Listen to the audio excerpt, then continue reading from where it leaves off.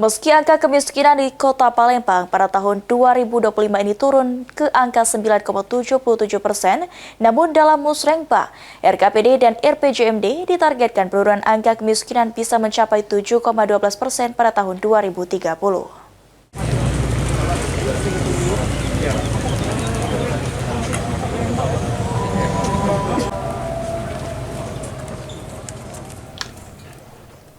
Dalam Musyawarah Perencanaan Pembangunan RKPD tahun 2026 dan RPJMD Kota Palembang tahun 2026-2029, permasalahan penurunan angka kemiskinan masih menjadi salah satu fokus pemerintah Kota Palembang.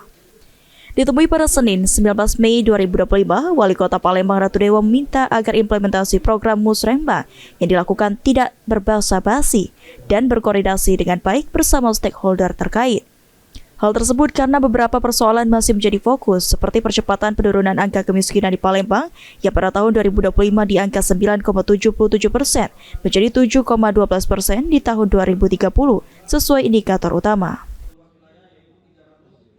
Turun satu digit ya, kemarin di 2023 kita di angka 11,sekian%, terus kita turun lagi di angka 10,2% di tahun 2024, 2025 kita turun satu digit, 9,7%. Saya kira kami juga tidak mau berpuas diri bersama Pak Wakil Wali Kota, Pak Prima, ini harus kami genjot. Bagaimana caranya? Ini butuh sinergi dan program kegiatan tidak hanya terfokus pada salah satu organisasi perangkat daerah saja, tetapi harus nyebar. Meski saat ini angka kemiskinan di Palembang turun satu digit, namun menurut Ratu Dewa, upaya penurunan akan terus digenjot dengan memperkuat sinergi dan kolaborasi antara seluruh OPD. Sandi Pratama, PAL TV.